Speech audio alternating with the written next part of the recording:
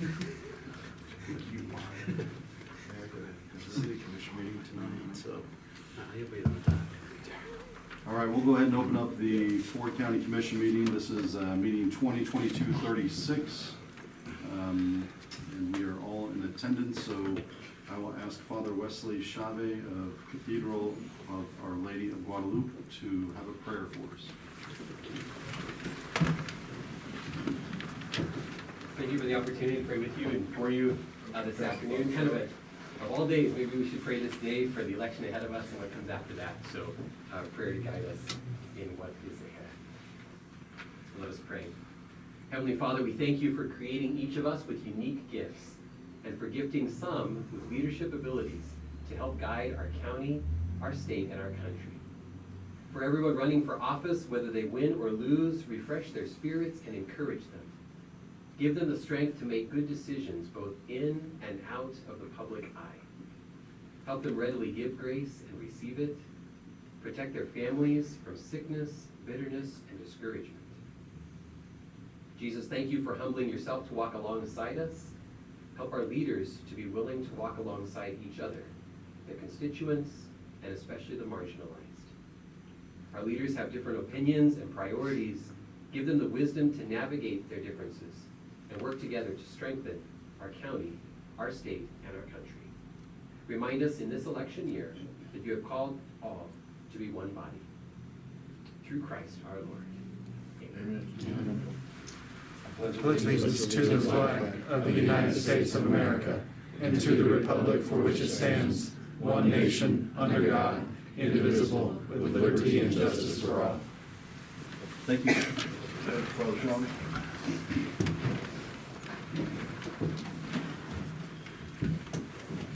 Okay, first up is a consent agenda. We have approval of meeting minutes 2022-33, 2022-34, and 2022-35. A cereal malt beverage application for Beauty Oil, and a cereal malt beverage application for Freedom Petroleum, which is Spearville Truck Stop. We also have our NACO annual membership dues as well.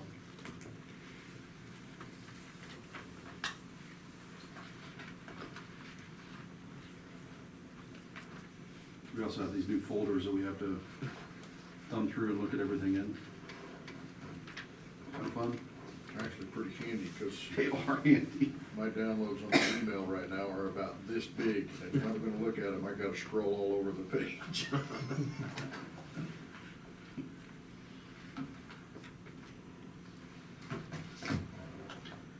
Well, I'd make a motion to approve the consent agenda as presented. I second it. With a motion second, I'll open it up for any questions or concerns. Mr. Chairman, I'd just make a comment that two of these meetings, the minutes I was not here for, so I'll abstain from the votes. Okay. All right, I'll call a vote. All those in favor? Aye. Motion passes. Next up is approval for claims for payment. This amount is $773,928.16. Is there any highlights you want to put? Outstanding. I'd make a motion we approve the claims as presented. I'd second. All right, with motion second, any further discussion on that? Hearing none, I'll call a vote. All those in favor? Aye. Okay. This is time for open public comment, so if anybody wants to bring anything in front of the commission, please limit to 5 minutes per individual, 15 minutes per topic, unless final action is urgent or needs to be handled. If not, we'll defer it till the next meeting. But the microphone is open. Feel free to come forward. It's almost perfect timing walking in. We were just waiting for you. Right window. You're up. Yeah. Let's go. I don't think John took that little of a time. Got you. All right, so if we have no takers, we'll move on to unfinished business, and this is the election office with a swearing-in ceremony schedule. Commissioners, The normal swearing in is the second Sunday, or second Monday of the month of January, January 9th. I just need to be able to get a judge to do the ceremony. Would be Courtney and Commissioner Tassett, possibly Judge Thomas. Does that day work for you, or? January 9th is okay with me. Okay, is there a certain time that you want? I guess I'd rather do it in the morning. Okay, about 9. I'll just see if she's available.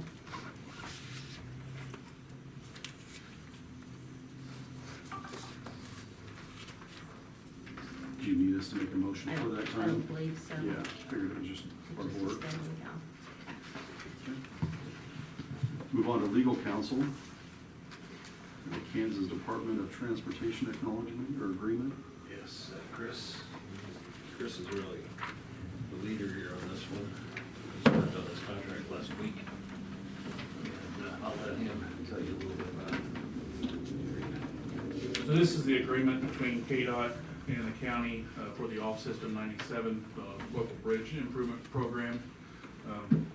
Glenn's looked it over and has approved of the agreement. So I would ask that the commission approve the agreement and sign it so I can get back to KDOT. Okay. Can you tell us a little bit about the 97? So this is the bridge out on 133 road over the Coon Creek, southeast of Windhorst. Okay. It's the one that we were selected for last year. That we have till the end of 2023, correct? 2 years, yeah. Yeah, we have 2 years to get it out for bid. Okay. So John and everybody's working on all the plans and everything right now for it. Yeah, we're planning to bid it in the spring, actually, in 23. Was this one of the ones we talked about possibly doing, like one of the oil tankers cut in half? No, that was the Concrete over? one, Nope. that was the 127 road, Lower 127. Crossing. Yeah. Okay. So we This is bid them together. This is one of the lower rated bridges in the county, so. Lower heights? No, Lower rated. weights? Rated, Or rated. Okay. So the structure, the rating of the structure, Light.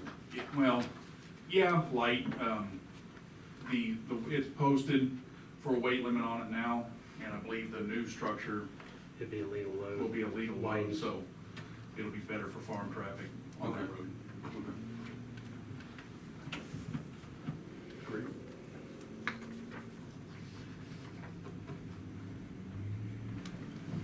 I make a motion that we approve the KDOT agreement for the Kansas Local Bridge Improvement Program in regards to the off-system number 97. I have a second. We have a motion second. Any further discussion on this one?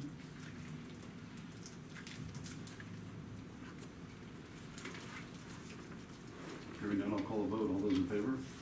Aye. Yeah, Debbie. Yep, yep. Thank you. Thank you, Chris. Thank you, Lynn.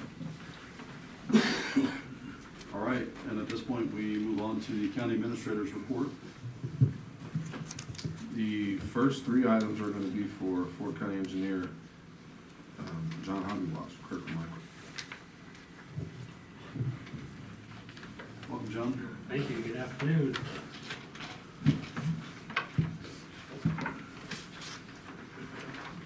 The first item was to report upon the bids received for the 113 Road resurfacing project. This is from, so 113 Road is also called Old Landfill Road.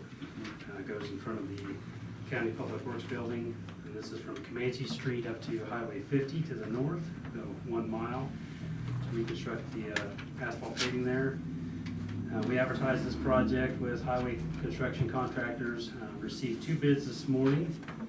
We had a base bid, which was to resurface the 1 mile of 113 Road, and then we included an ad alternate to put an overlay on a section of Jewel Road there in, kind of through the town of Wright, over the east side of Wright through town, to finish out resurfacing from the reclamation project that didn't get done last year. So we got 2 bids, as I mentioned, one from APAC and one from Cost Construction, if you're not familiar with COST, they're the company that's doing the Highway 50 reconstruction between Dodge City and Cimarron. So they're doing some local work here. APAC was the lowest combined bidder, well, actually low bid on both the base bid and the combined with the ad alternate. APAC's bid was, I'm just gonna read the approximate, about $1,901,000 for the base bid on the 113 road. And the ad alternate overlay in Wright was $269,000 for a combined total of $2,171,000 and change. Cost then was a little bit higher with the base bid. They were at $2,162,000 and change. The ad alternate, they were about $255,000. The two combined together, $2,418,000. So again, APAC, both bids to base and alternate were $2,171,000. Cost was $2,418,000. For today, we're just presenting the bids, and then Chris and I will come back at a later meeting with a recommendation for awarding either the base or the base plus the alternate. Just wanted to share the bids for today. And contractors with their bid have to hold those bids for 60 days, so we're not under a severe time crunch to award a bid necessarily. If anybody has any questions, I'd be happy to report that. Did we also look at concrete? We talked about it last time I was here, when we asked to start bidding. I said I had to get an alternate design from our geotechnical company. I have gotten that design. I need to work up the numbers to share what concrete option would look like. So the thicknesses would be a little bit different. Sure. And so the cost would be maybe not exactly apples to apples, but we could say to basically get the equivalent performance as far as longevity out of concrete, this is what I would estimate its cost. And I can get that to you for the next meeting. I don't have that with me yet today. I haven't had an opportunity to put that together yet. And then on 113, when it hits Highway 50, were we adding the extra 2 lanes to bring that to a 4 lane? We were not with this project. It was just to reconstruct what is there now. Okay.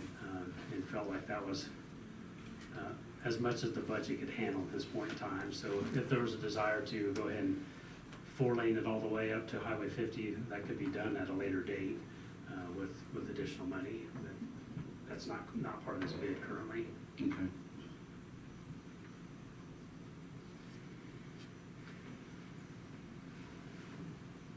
I think one thing we were probably just trying to figure out was this is one of the highest traffic counted roads that we do. So I was trying to figure out, just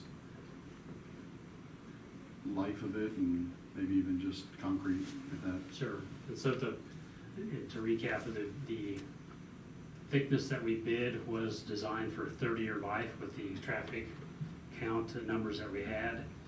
I had seen that the sheriff, the county has their traffic counter out there currently to collect numbers, and we can compare that. The life expectancy can be extended with asphalt by adding additional thickness. Okay. That's one advantage of asphalt. You can easily put more asphalt on top of it. Concrete, you really can't make concrete thicker after it's already been placed Right. very easily. You can put asphalt on concrete, but then you have the joints and the concrete end up reflecting through and showing cracks, so it's not quite as nice. It doesn't last as long that way. Concrete doesn't? No, concrete will last. I'm saying if you came back and decided your concrete wasn't thick enough, you could put asphalt on top of it. Yeah. But the concrete joints would reflect through it and leave you a crack everywhere you have a concrete joint. Yeah. Well, I was thinking we were talking about basically Iron Road and the city was adding on Right. basically all the way from A to 14th Mhm. now. And, you've got local contractors doing that. And I think Nick was saying in the state of the city, it was like 180-some thousand per block to do that. So I was thinking if we were gonna get a mile done, 4-lane, they're doing 4-lane there too. That's it. It'd be interesting to actually see that done, especially with local bidders that can actually do the work. And I did reach out to the city's director of engineering, and he shared with me the thicknesses they're using on those roads, as well as the bid tabulations from those projects. So we'll Okay. utilize that as well to come up with as accurate a cost estimate as we can. Yeah. Knowing that with current trend of things, costs are changing constantly. Hopefully they're leveling off and not going up continuously, but Yeah, I don't know that we hit the plateau quite yet, but we're hopefully getting close. yeah, Keep our fingers crossed. yeah. Questions, anyone? Yeah, I wonder if when you're doing that count, how many trucks go over that road? They're the killer. Sure. They do the most damage. And does your counter differentiate? Yeah. Let me look, I think there's a way, By weight? yeah, I would honestly have to look at it. I mean, right now, the first one I did was October 5th through the 13th, and there was right at 33,000 vehicles. So I reset it, and I turned the red and blue lights off to just try to get different counts. It was reaching out, it was all the, everybody braking. So I'm gonna pull it this week, and then I'll kind of get it arranged there again, so. But there's a lot of traffic up and down that road. That's the reason I think that our fearless leader that wants to talk about putting concrete there to make that road better. I mean, it's terrible. If you pull down Comanche and, come out by there, Comanche on out there to 113 or 133, whether, there's some daggone many trucks that's unbelievable. And understandable. There's many highways that are built out of asphalt as well, so I wouldn't say that discount asphalt entirely from performance. Highway 50, 4-lane going west here is gonna be asphalt road. So it's a matter of how thick you wanna put it Let's and how much make base this, you let's put under. make this 4-lane all the way out. That can be discussed. We'll have to do some discussion on finances to make that happen currently, but, so the budget, the project was put together based on the budget that was available currently, and that's just to resurface what's there, but it could be expanded, in the future. It's interesting looking at the sheriff had just sent over some information through text and on the survey that he had. Lowest speed on that road, 10 mile an hour. Highest speed, any guesses? 120. More, War. 150. I was late for a meeting. That's why JD had to get a new car. Somebody said they had a cheeseburger ready, and I was like, I'm on my way. Wow, And I can assure you, that would not be any of our vehicles. they could do it. There are some around town that do that. A miracle they could stop at the stop sign with that speed. I mean, you would have to, well, I guess maybe somebody who lives out in that neighborhood has a pretty powerful vehicle too. So maybe Does that's that just count part of both it. north and south traffic? And around that, the survey does, it Okay. defines coming and going too, Yeah, so, that's helpful. yeah. You might give that, I don't know if you sent it to all of us, but it'd be pretty good information. It's good. Eye-opening information sometimes. Yeah. Wow. So John, at this time, you're basically saying that we've got a couple months, 60 days to think this through. Correct. Figure out what we're gonna do. I think, to make a good decision, I'd like to see what concrete looks like, and I know on the city, they have to do curb and guttering and drainage and, Yeah, we wouldn't need to do all that. It would just be concrete pavement, but it would be a different design than what we have currently. So yeah, to really bid concrete, we would have to redesign the project to make that happen. But I can develop a cost estimate saying if it was concrete, this is the thickness it would look like. okay, Here's what the cost. And so if there was a desire to either bid alternates or just bid concrete, we would have to reject the asphalt bids and not start over, but revamp some things and, Yeah. And then rebid it. anybody wanna go for brick? No. You don't want to see that cost estimate, trust me. A lot of labor involved in brick pavers. All right. Does that cover that one? Pretty thorough? I think so, yeah, there's no vote requested this No. time, no action. And requested. you'll send us those numbers that you wrote? Yes. Got it? Okay. All right.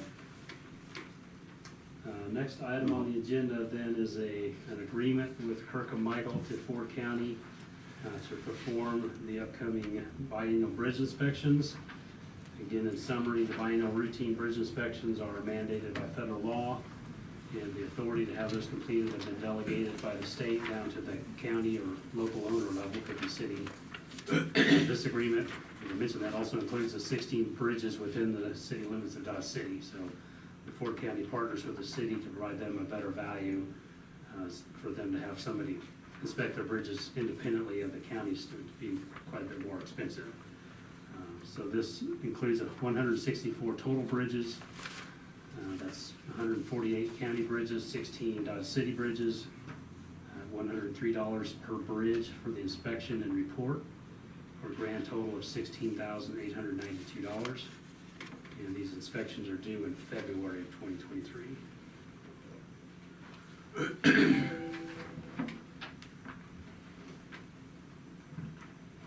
Seeking approval from the commissioners for Kirk and Michael to complete the inspections again, as we've done for a number of years. I'd make a motion that we approve the biannual routine bridge inspection agreement with Kirk and Michael. I second The motion second, any discussion? I'll call a vote. All those in favor? Aye. it. I got a question though, There we go. Certainly. just one question. How can you do it so cheap? Are you doing a bad job?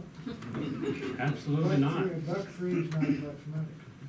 It's not. We're incredibly efficient. I see. So you're cutting your stuff on the back? If you ask me to, I am. I see. How many bridges can you do a day? That's highly dependent on the type of bridge. Ford counties, we probably get them done in a week, Yeah. all of them plus the cities. If they're box culverts and they're relatively new or in very good condition, you can Yeah. probably do 50 plus in a day. And if they're fairly close together, because there's some counties we do that have 350, 400 bridges, and 75% of them are boxes Okay. that are 90% or 90 sufficiency rating, 90 out of 100. So you're looking for deficiencies. Mhm. If they're rated 90, unless something severe's happened, there's probably not gonna be any change from 1 year or 2 years to the next. Yeah. We do these all over the state. We're one of a handful of firms that do them, and everything we do gets QA'd by KDOT, and they confirm that our numbers are accurate. And so, no, we're doing a great job, Commissioner Smith. That's how it's a week and a half job. Only That's your, pretty good only pay for your that. father would say that. Love it. You can call him and ask him too. I wouldn't mind. Okay. All right, well, appreciate the opportunity to do it again this time around. Next item is the monthly county engineer report. So we've got a handful of things to report upon. I'm gonna skip down to the exciting stuff. The road improvement project for 112 and Outlaw, which is scheduled to bid on December 14th to turn the sand roads into concrete pavement sufficient for truck traffic. We are just getting the final comments from our plans from KDOT. We'll be turning in the 100% final plans likely this week. And KDOT will start advertising that project for bids right after the November letting, which is the third Wednesday of November, whatever date that is. We want this, my number's right, 16th, 23rd, I think, is that right? So December 14th is when KDOT will open bids for that roadway improvement project, scheduled for construction in 2023. The low water crossing on 127 Road, Chris O'Neill and I talked with the company that supplies the railroad half tankers. Commissioner Boyes, that's the one you alluded to earlier. And what we're looking to do is pre-purchase those tankers, and then we'll bid out a contractor to install them, as well as the concrete for the county. So we're working on getting, soliciting a bid quote or a price quote from the railroad yard for those 4 half tankers. And then once we get those, Chris will bring that to the commission for approval. What do they put on top of that? Is that a concrete pour over the top? Yeah, we're gonna have a concrete stem walls going over top of them on each end of the tankers, and then a concrete slab over the top for driving surface, reinforced concrete slab. Nice. So what are we looking at on the time frame there? What we talked about is bidding it together with file system 97 around April for for construction probably in the summer or fall of '23. It depends on contractor availability. There's a ton of bridge work going on in the state of Kansas, and KDOT's getting ready to bid out a whole bunch more this winter, so they're backed up a little bit. And a project like that isn't something that can just get done during the winter, things like that? They can. It's a little more tricky sometimes in the winter. It's drier typically, unless it snows, of course. But if it's cold, then they have to work around cold weather as far as the concrete. Once they place the concrete in the field, you don't want it to freeze within four days at the minimum. Right. So if there's cold weather forecasted, or if it's just cold and they're trying to pour, they could have to place heated water in the concrete mix, cover it with insulating blankets, and maybe even have to heat it to keep it from freezing, where you get in spring and summer, that's not an issue. So there's a little bit less labor and materials involved in warm weather concreting typically. Yeah, I was thinking that one has water moving most of the time, so I was thinking that might be the quietest time is the winter. There's always water in it, but if you get a big rain, there's a ton of water in it.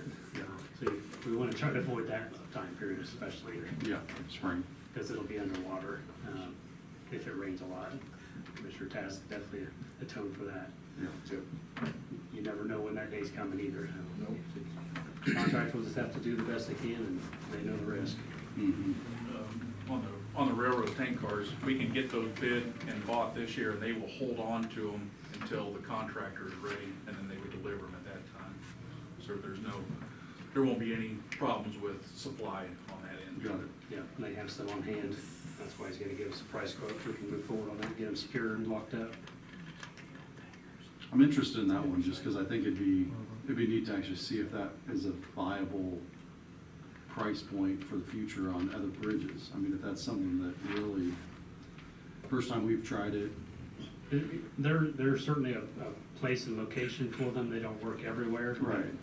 They are being utilized all over the place. We have a number of counties that use not only the half tankers, but sometimes full-size round tankers. Well, Which those are 9.5 to 10.5 foot diameter, pretty sizable structures. mhm. You cut them in half, they're about 5 foot height-wise. Okay. You think about a half moon shape. Yeah. And railroad tankers, they carry a lot of weight, so they're like 3/4 inch thick steel or thicker. I mean, they're really heavy duty stuff.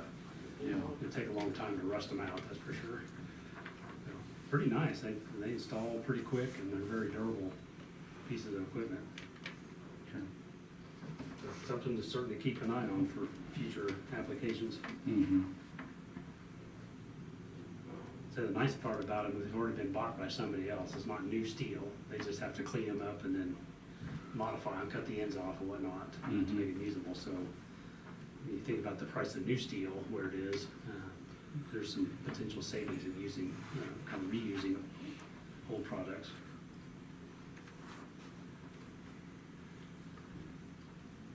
Okay, we're talking about off-system bridge 97 with the KDOT agreement.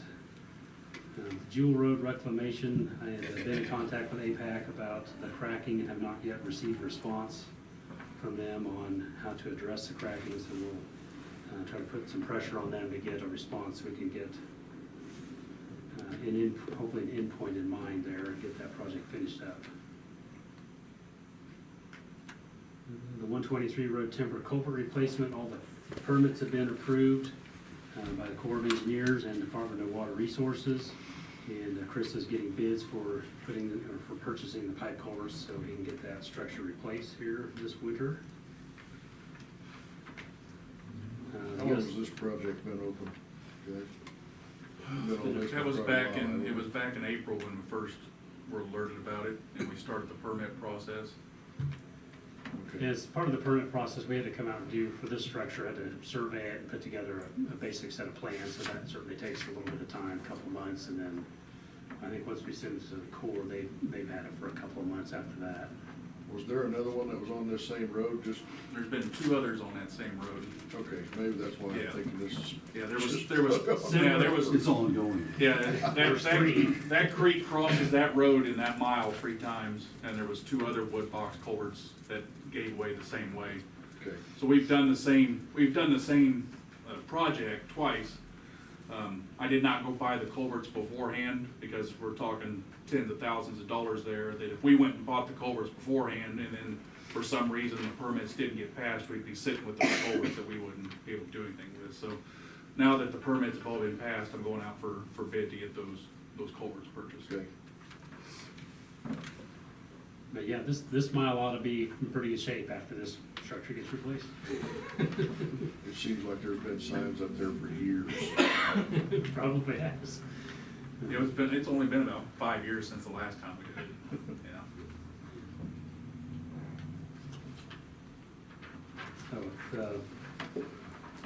So we've been working with KDOT on the access road maintenance agreement on the Highway 50 project west of town.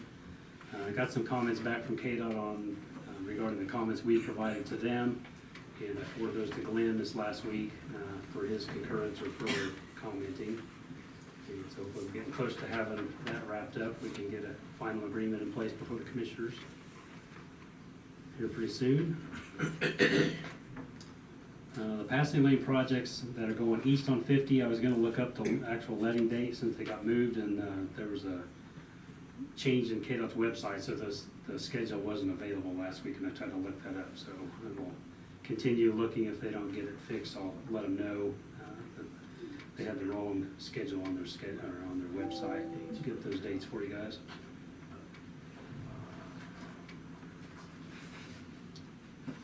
Okay, the last couple of items here. I think the staff provided you all a flyer.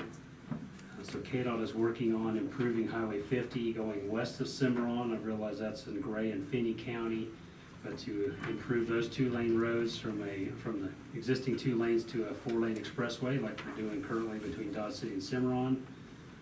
I just want to call attention not only for the commissioners but even for the public that Tuesday, November 15th, KDOT is hosting a public meeting, as well as then Wednesday, November 16th, at the Cimarron 4-H building.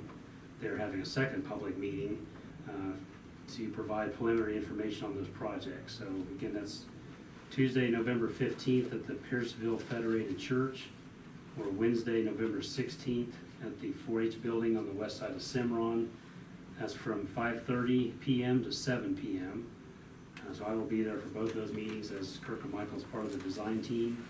But just for anybody that might be interested in hearing about those projects and when they might get built, they're not yet in the construction pipeline for Ike. They are currently in the development pipeline. The public is welcome to come, talk to KDOT, talk to the design consultants, and hear about those proposed projects. So when, however you put it, they get built to 4 lanes, and that would provide a continuous 4-lane highway from Dodge City all the way to Garden City. So if they keep on track, they're currently scheduled to start construction around 2025, 2026. So completion would be somewhere in later, maybe 2028 or 2029, some time frame, something like that. So a ways down in the future, but it's nice to see that KDOT is looking to provide that continuous 4-lane to upgrade our roads for safety and additional traffic accommodation. I think what's interesting about this one is, from the seats we sit in, this isn't exactly what we want, or would have desire for. I know we have sections 1, 2, 3, 4, 5, 6. I think half those would be fine, but then the rest of them need to be on the other side of Dodge. Going to the east, yeah. Going to Wright, going through Spearville, going on your way to Greensburg. I just think that, I don't know who's in Finney County that has that much pull with KDOT, but they are just paving every single thing around that community. It's unreal. This is gonna be the first time Fort County gets passing lanes. Right? It's crazy. Understandable. Hopefully it's the start of many things to come, though. Hope. It's been in the works for a long time. That it has. When was that original study done? We did a big 7-mile stretch bridge going south just to divert traffic, and that was supposed to tie into this. I can't remember if that was in the 90s or early 2000s. The US 400 corridor study. It's been a while ago, 20 to 30 years. Yeah, that 400 that kind of breaks it down south. That was maybe 12 years ago we did that. Chris, were you?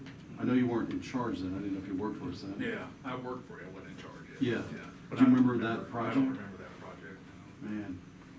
and it just seems odd how traffic turns there, almost where's the connection? Should be there by the Point of Rocks somehow to connect to it and come south, but anyway. Gotcha. It's just interesting, I think, when you see these road things go on, we just aren't getting them done here like we feel like they probably should, so. What's our opinion, Simrock? There you go.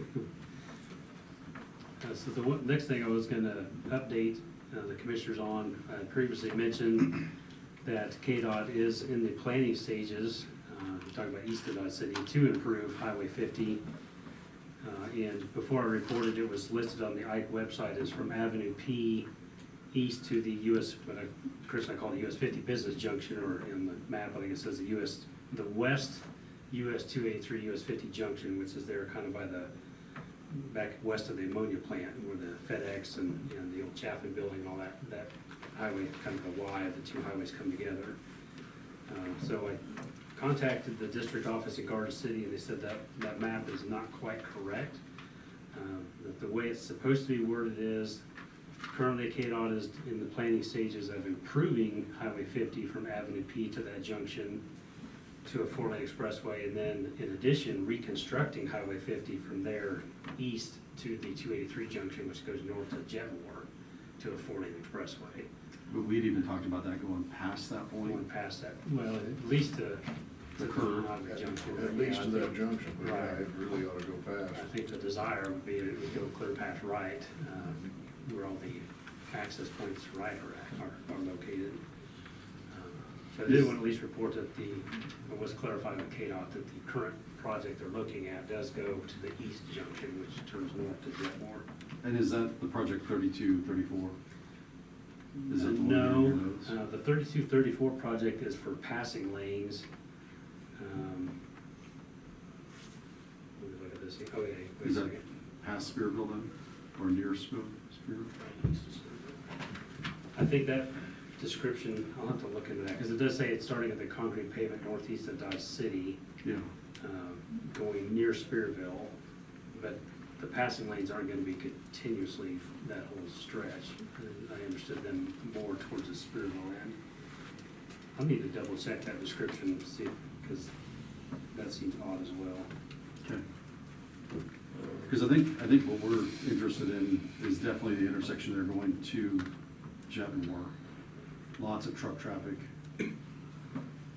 And what I didn't see on here yet was the railway lights that were by Cargill that we had discussed. Right, so I did reach out to KDOT on that as well, and they passed it on to their, what they call the coordinating section that deal with railroads. Uh-huh. And they said that's not on the current list of improvements, they have a number of projects already in the works, but they would add it for one to be investigated, Okay. location to be investigated to see if it needs improvements. Okay. I will add that to the list.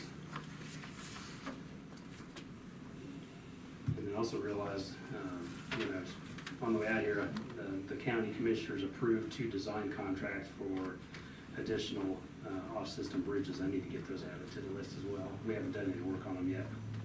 I'll get those added to my list. And I guess since we're talking, is Chris Sheriff Carr, is there anything else you guys want added to the list that maybe we hadn't thought about? We have one major intersection, we have 2 serious crashes at 4 days apart.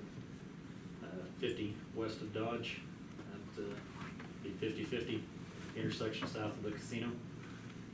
We had 2 vehicles, both of them southbound, that managed to ramp the railroad tracks.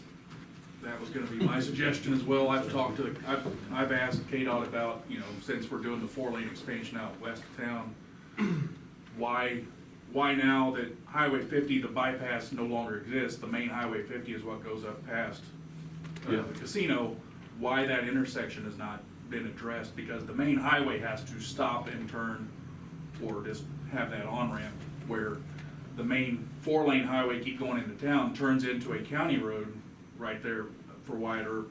Once you get past the intersection, that becomes county road until you get to the Kia car lot, and then it becomes city street. Mm-hmm. So to me, that whole intersection needs to be redesigned.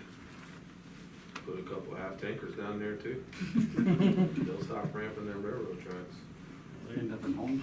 They've been bad. If they're gonna 4-lane east of town, why have even a 2-lane section between the west, city limits of Dodge down to the 4-lane? You know, maybe improve that whole stretch there to 4 Because we're lane. not in Finney County. But when I brought it up to Ron during those first couple meetings about the Ike program, they didn't even think about that intersection on the west side of town. So you're saying people have ramped and hit the railroad tracks there? Yeah, The last So they went the last across two we them. did, they were just 2 weeks ago, we had 2 of them within 4 nights of each other. But even the railroad, I mean, the last one, they caused a lot of damage to the tracks. So they're just cruising thinking it's They're just 55 and coming just south goes, and literally just straight across. thinking it's just gonna be continuous. Yeah, they don't think, they're on the main highway, they don't think they're gonna have to stop at an intersection. The Mhm. lights, it's poor lighting when you're It is coming down poor. at night, but just the way it is. There is an arrow sign there, but, I mean, when you're doing 65, 70 mile an hour and maybe inebriated, it don't help. So, Just a pinch of just a pinch. Do we don't have any flashing red lights or anything down there on that intersection, do we? It's just the stop sign and low lighting. Chris, we got a cone or something we can set out there? That's KDOT's problem. Okay. They don't want the county to put signage on the highway intersection. Get involved in that liability. And we can bring that up with KDOT as well.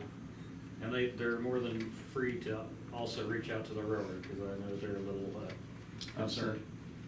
Is the last one, we ended up shutting down, what's the express train? Amtrak. Amtrak. And as they said, this is getting very expensive as we're trying to get this one. I think one thing that's getting interesting is that train coming through town has become longer. It's like 3 miles long, as long as the city. You the one at 5 o'clock? It's come through multiple times and it can just park. It's just wild. They have been getting longer, we've noticed as well, yeah. Yeah. So, you know, KDOT was kinda all in on a project about the Southwest Chief here a couple of years back. And if this is starting to get pretty expensive for them, where this is, I would think that KDOT ought to be all over this. Yeah. Maybe KDOT needs to hear from Southwest Chief and the railroad what this is. You know, we were talking, even if they put railing, bridge railing up along that, anything, some extra lighting, the flashing reds, stop signs, an effort of some sort. I'd much rather, I don't want anybody to crash at all, but at least if they're hitting a railing, get them slowed down and potentially probably stop before they make it that far out to the tracks, but, the last 2 literally went over the tracks. I'm just saying, maybe the railroad had more pull than Fort Yeah. County Commissioners were Yeah. against KDOT, Yeah. so. Yeah. Okay, we'll bring it to their attention, certainly. And the final thing I was gonna mention, just more of an informational sharing thing, Chris said he got an email from a company that, just letting him know that they are doing preliminary surveying in the southeastern part of the county for a Mako Wind project. Nothing that's been permitted for construction, but as a future wind project. So, might be a future wind project coming up. We were trying to remember what was the name of the one that tried to do the mud maps here. That was a spring, if that was the same project or if it was a different one. Mako sounds familiar to me. I can't remember what the name of that other one was. You're talking about the attorneys, the one from Denver and one from Austin? No, that was the Iron Star we were talking about, that came in Before the end of the year. it was before the end of the year. Right. Wanted the CUP for doing mud maps. Yeah. Yeah. To show And they had started they had the construction. same lawyer as the Yep. one that was here south of town, that came in with him. And if that happens, by the way, and you guys happen to see that, we'd like to know about it. I would anyway. I don't think we realized it until the conversations, I didn't realize it until the conversation started on, and then realized who that was that was sitting, because I'd never met him in person. There's the guy that pointed it out right there. He come right off, just come off immediately. I think if we have those guys wanting to be scheduled on the agenda, I'd like to know who their legal representation is, Yeah. who's coming with them. Because if that outfit comes back, I don't think we even need to talk to them. Just tell them, hey, you've hired the wrong law firm. You've hired the wrong lawyer. Gotcha. And we'll see if this comes up as a project here sometime down the road next year. Glenn, we had talked about maybe some ways to protect ourselves in the county, by maybe even limiting how many more wind farms we'll allow. Well, and John and Melissa have done work on some additional zoning regulations with specific to the wind farms, and they're waiting on me to get those finalized. But the legal group was with this Posinelli firm, and they're an international bunch, and they've really become active in wind projects all over. And so that, I think they've kind of become a go-to group for the wind companies, because you see their name now often. There's supposed to be a solar project coming into Ford County as well. And I wonder if they'll be part of that, because I'm sure there'll be an agreement for us. Melissa, you've talked to those folks, haven't you? Yeah, I talked to the project manager, and they haven't mentioned what lawyers they have at all. Because much like wind, we'll have a solar agreement. And Glenn, I don't know whether you've been able to work on it anymore or thought about it anymore, but the questions that I had about the bankruptcy question and how that follows with decommissioning clauses and those kind of things, so. Right, I've pulled the 7 agreements that we have, and we were looking at the different decommissioning agreements, the different decommissioning provisions. Primarily what we've got right now with most of them is that they carry the decommissioning on their books. And that's why it's important not to have that little, it's not a little, the LLC that is solely formed for a particular wind project. Mhm. It's important to have Parent. the parent company, which is what we did with Ironstar. And then, and I'll send those to you. I intend to do that before now. But after 15 years and on some after 20 years, then they actually have to start setting money aside for the decommissioning, not just carrying those funds on their books. They actually have to go into an account so it would be available for decommissioning. Okay. The problem that we have is, how much does it cost to decommission 55 wind towers? And the opinions are all over the place in terms of what that actual cost would be. And so, The other problem is that's just a snapshot in time. Right, and so making sure that you have a sufficient decommissioning amount is a little difficult. When we set those before, we looked at a study, I think it came out of like the University of Pennsylvania or somewhere, I can't remember exactly where it came from, but, they've gone through and tried to assess, what kind of expense you would look at, because it's more than just taking the towers down. Yeah. And so, Getting rid of the concrete pad, turning it back into dirt. you got electrical hookups all over the place. So, yeah, and roads, some little, some roads, some nice roads, some just paths, but, or driveways. So, I think that's one thing too, we need to make sure that we have an amount in those that we're comfortable with. Yeah. But I'll send each of those to, each wind project in Ford County has a decommissioning agreement. And the towers keep getting taller and bigger. It's gonna require larger cranes and more expensive to operate and things like that. It's a moving target. It's hard to, like Glenn said, it's hard to know. And it's just the cost of anything, if you asked 2 years ago and now you see what it is today, it's gone up tremendously. Nobody could have foreseen that, I don't think.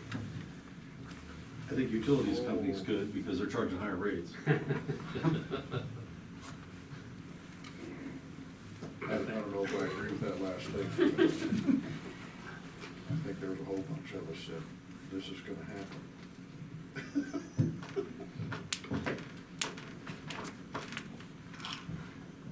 Anyway, Well, It may have even surprised me, though. That's all I had for today, gentlemen. Any questions? John, I appreciate the extra side talk on the side. You can dig into some of those extra things that we've actually brought up, that'd be awesome. Will do, certainly. Okay, thank you very much. One more Nope. before you go, Joan. When are we looking at cost-sharing deals again on For the opportunities for It'd be research? usually around April, is the Okay. spring submittal date. All right. And we'll be geared up and ready to go again.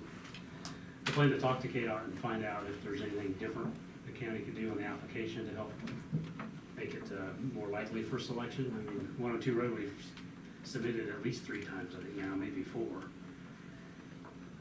So is there something that we're lacking there that would help sway KDOT? Show that the funds truly aren't available without their help? Can we annex it to another county that gets a lot I of was it? just gonna say, why don't you put Finney on the application? We work at it from that. Take that under advisement.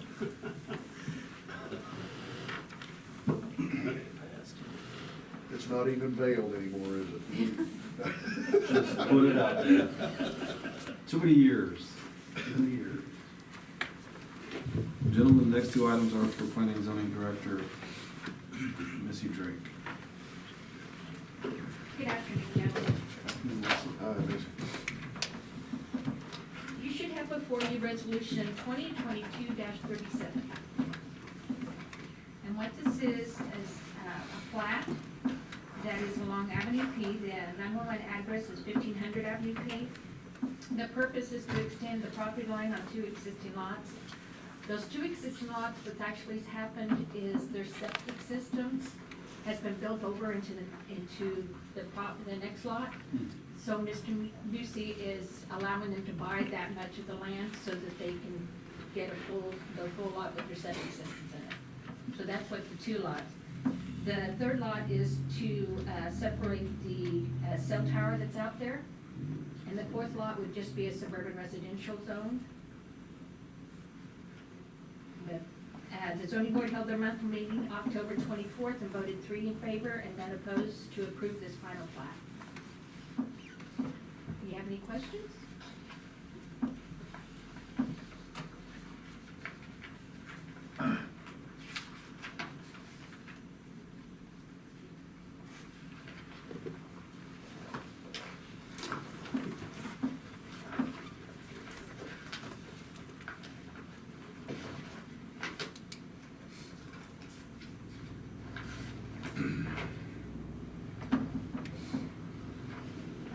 Mr. Chairman, I'd make a motion to adopt Resolution 2022-37. And I would second that. So we have a motion to approve the planning and zoning plat change for JDJ Investments LLC. This is Resolution 2022-37. A motion and a second. Any other discussion on it?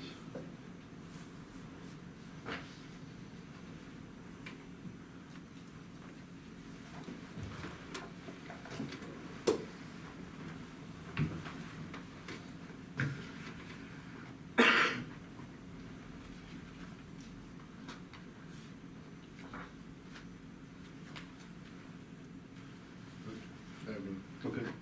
Hearing none, I'll go ahead and call a vote. All those in favor? Aye. Aye. Thank you, gentlemen. Yep. Your next resolution is 2022-38, which is actually the rezoning for this plat. It's taking from ag land and going into residential. It's going to suburban residential and family residential. And because it is a rezoning, I need to have a resolution done on it. And again, on this one, you have the zoning board. The zoning board held their monthly meeting on September 26th and voted 3 in favor and none against. Okay. And this is for the same footprint, It is correct? for the same footprint. Yeah. What's so different is normally we do the rezoning first, But normally, on normal plats, the rezoning is, all of them are suburban residential, where this one is R-1 residential, single-family residential, and it went to suburban residential, and it went to from a village resident. There was too many zoning, so we needed the plat to go first, and then so that we could see where the zoning is actually changed.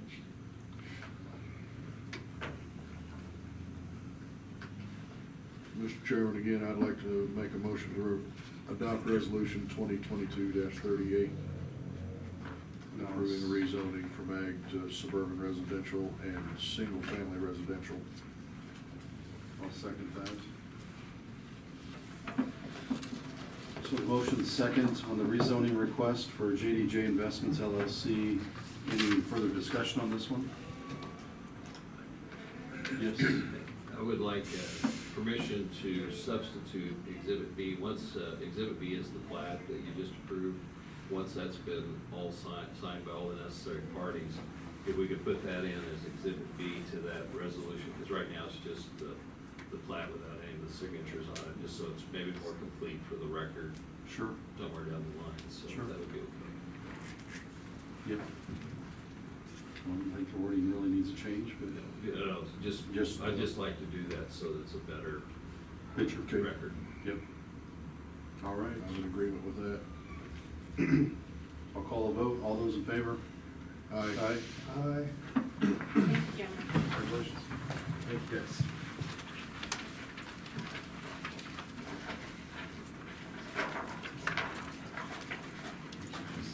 Gentlemen, item number 7 is for, or 6 is for the Arrowhead West letter of support. It's just a pass-through grant. We do these quite a bit. What I'll do is I'll ask them to write a letter of recommendation. And if you guys can agree to have the chairman sign it, once that is written, I will bring it to the chairman for his signature. And then we can move on from there. Or you can give me the okay to sign it. Leave that up to the chairman, it's your signature, sir. Good either way. We passed on the last one because of travel time.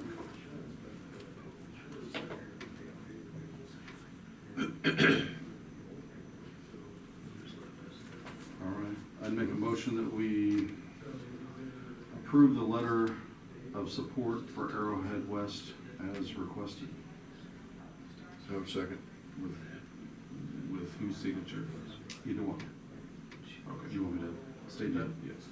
And on the to rephrase the motion, make a motion to approve the letter of support for Arrowhead West as they requested, with either the signature of the chairman of the commission or administrator.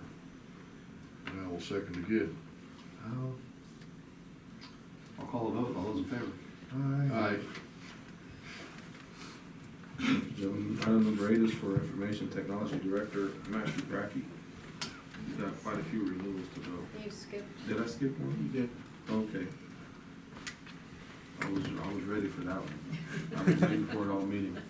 Next one is for Debbie Cox to discuss the Fairview Township. Gentlemen, the Fairview Township Treasurer Robin Hurdle has resigned, and the board is asking to recommend Jeff Hamilton to appoint to finish the term. Okay.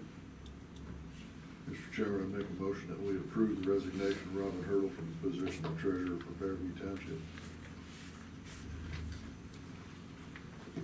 I'll second that.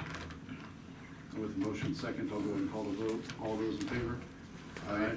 Well, are you gonna have this lady with this one resign first? Yeah, That's part of it? Yeah.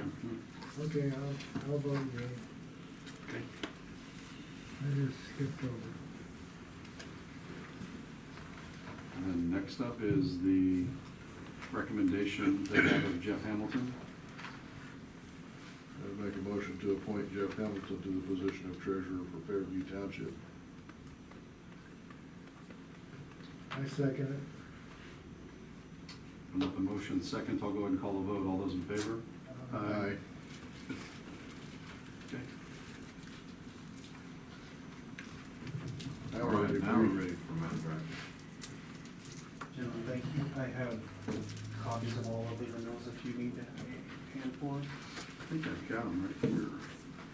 And I think we got them in our packet, Okay. yeah. I think you're right. Okay. Thank you. It's that time of year for us to continue to do the renewals for the primary networking systems and operating systems for the county technology. First point is the VMware renewal. This is our system for maintaining and monitoring our virtualized servers, which is the vast majority of all of our server-based systems. It will be for licensing and update support for a total of $11,359.38. I have an updated one, that's why I was gonna get that to y'all. An updated quote for the VMware renewal. Okay. And it is, how much again? I can hand it to you right there. $11,359.38. I got one. So this one's updated now, as of just an hour ago. So did you press them for less? No, they, I actually, the last quote that came in actually expired on the 28th, and then they had to renew it, so, give us a different quote. It's a slight increase over what the original quote was, unfortunately. So our second item on this, I don't know if we need to do an individual vote per. I think you can go through every single one if they have questions, but if they don't have questions, you can make a single motion to approve all the agreements at one time. They've been reviewed by legal counsel Okay. and administration. Okay. Second item is the Cisco SmartNet renewal. This is the maintenance and service and licensing for all of the network control systems throughout the county, inbound, outbound internet hardware, and all of our switching systems, running at $28,589.40. This is a annual renewal, just as a VMware and an annual renewal. The third item for MS licensing is for the standard Windows PC licenses that we maintain, a quantity of 100. The total value on that is $22,500, but it is a three-year set, so it's $7,500 per Each year year. for 3 years straight. So is that part. The fourth item is actually the one that's the big difference from last year's, the last renewal on this. This is for our server licensing for the actual Windows-based servers that we run. It's for a quantity of 36 dual licenses running for our 72 cores on our virtual center. This is a one-time purchase that will be valid and usable until October 14th of 2031. So a $26,179.92 purchase for just shy of the next 9 years. At one time, and they will be valid for Windows Server 2022 and anything prior to that. That is the end of life for Server 2022. Okay. So, and then the final item, which doesn't have any information on because this is a up in the air, is for our POA. It's the request to prepay billable hours for conversion for expert level support for our Cisco VMware, MS server, and Wi-Fi and networking services, provided that there's something that's beyond the capabilities of the staff within Fort County. Is there a dollar amount per hour? It's a $5,000 increments. I had originally done at $12,500 is what I was going to go with, but I was informed today that it is $5,000 increments, so I was going to push for $10,000. Yeah, and this can be used also for any unused finances that are put into this can be used for equipment purchases through Converge One's subsidiary company AOS, which is who we make the vast majority of our networking equipment purchases through. At a value of $10,000 on that one, I have to modify this slightly. That would be, oh shoot. Apologize. You're all right. Total value for the entirety of all these renewals would be $83,621.70.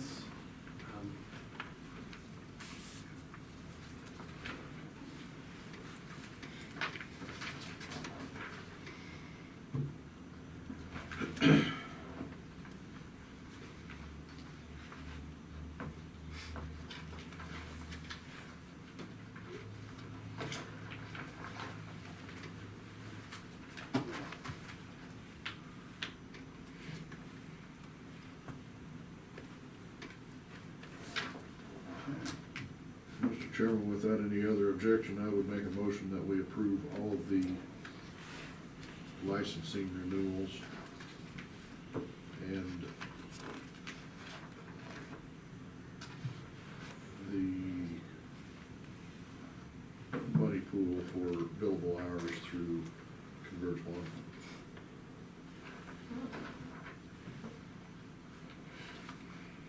I will second that.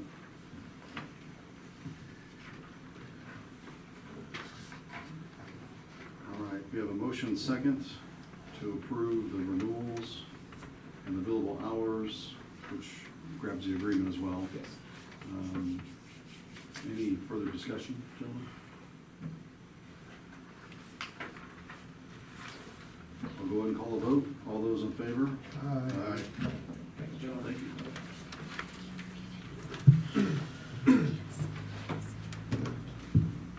Gentlemen, the upcoming meetings, we have the general election, which will begin tomorrow.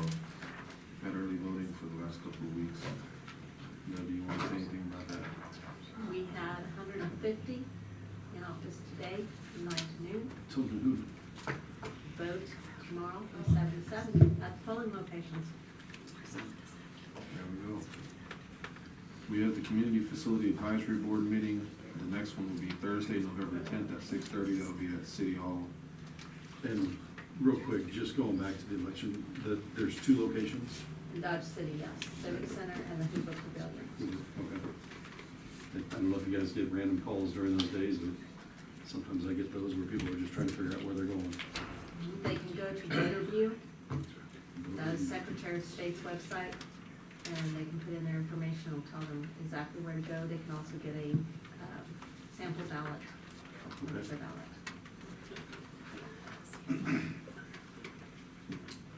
We have the canvass votes coming up November 18th at 8:30 a.m. That will be here. We have the KACM annual conference. That will be November 30th through December 2nd in Great Bend. That's all I have for upcoming meetings. The last item on the agenda is the executive session for the attorney-client privilege, and I'll turn it over to you.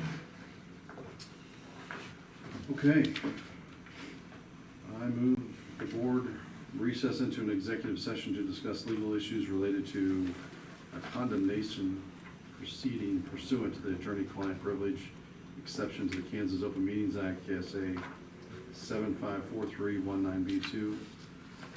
Which time? Say 10 to 15 minutes. Do you think, Chris? Chris, like 10 or 15? Oh, yeah. 10 minutes. So let's resume here at 4:55. In addition to the commissioners, the county councilor, county administrator, assistant county administrator, county road and bridge superintendent should be included in the County executive engineer, please. session, and county engineer. That would be my motion. Second. All right, with a motion second, I'll call a vote. All those in favor? Aye.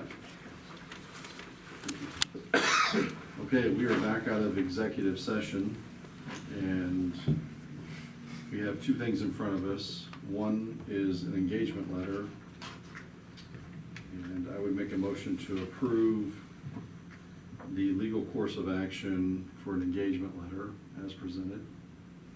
I would second. With a motion second, any further discussion on that? Hearing none, I'll call a vote. All those in favor? Aye. Aye. Okay. And next up in front of us is resolution, this is 2022-39. I make a motion to approve resolution 2022-39. I would second that motion as well. With a motion second, any discussion on this? We need to go on here, I guess, explain on The note, the meeting was. what the meaning of the resolution is for the acquisition of right-of-way or easements by eminent domain for road and highway purposes. Just make sure we are fully disclosed there for the public on that. Yep, it should show up in the meeting minutes too, as well. So we have a motion and second for resolution 2022-39, which is a resolution authorizing the acquisition of right-of-way or easements by eminent domain for road and highway purposes. Without any further discussion on it, I'll go ahead and call a vote. All those in favor? Aye. Aye. Okay. Motion passes. Last thing we have in front of us is an adjournment. Well, I can make that motion. I can second. Thank you.